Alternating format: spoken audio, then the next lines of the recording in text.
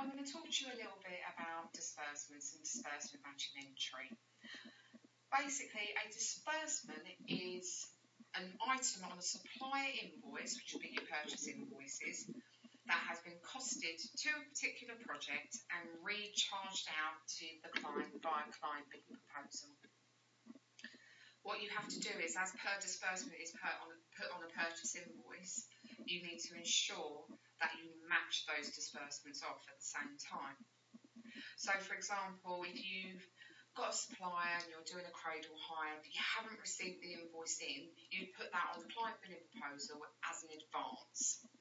So I'm just going to go in and look at a job that's got disbursements on, so I can try and help you understand how the disbursement matching procedure goes.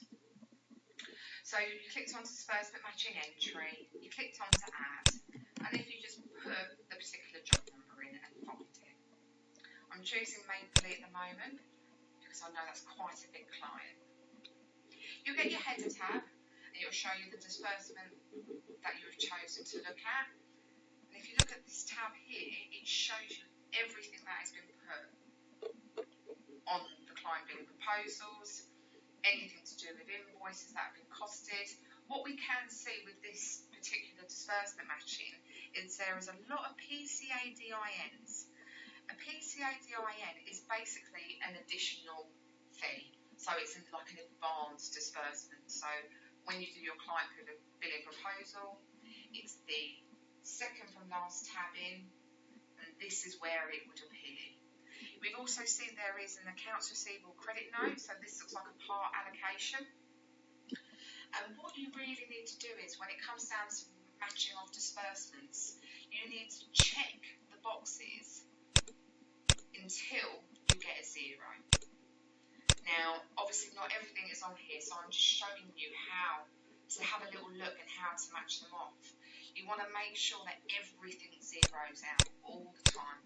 Or, if there is a balance, so say for example this was your job, and this £150, it was a credit, we need to try and find another £150 to allocate it off. And as you can see at the moment, there's not another £150.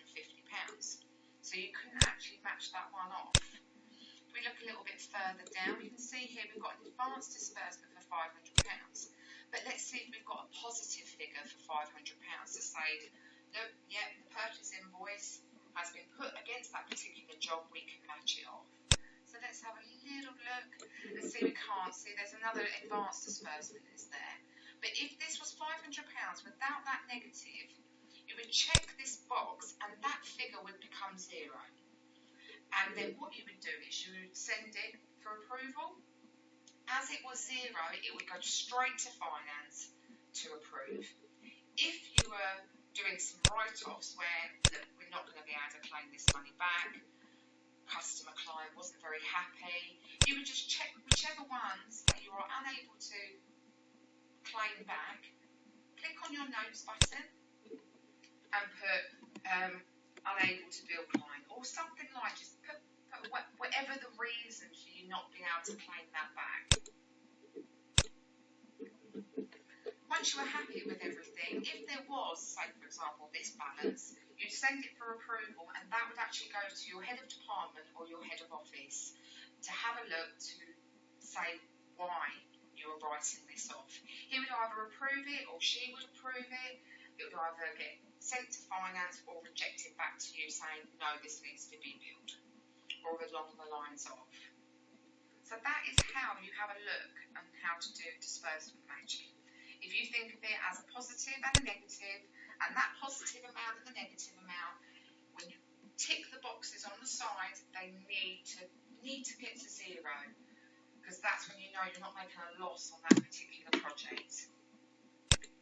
If you need to reverse a disbursement matching, I mean, that would only happen when you've raised your bill, you've sent it out to the client, you've done your disbursement matching, it's all been approved, but then the client's come back and said, oh, the address is slightly wrong. If you've done that disbursement matching, you would need to email the accounts at lsh.co.uk and ask them to reverse disbursement matching for the particular job and that particular invoice that you have raised. and then one of the guys in finance would reverse it for you, and then you'd get an email notification about that reversal, and then you could create your credit note and rebill your invoice.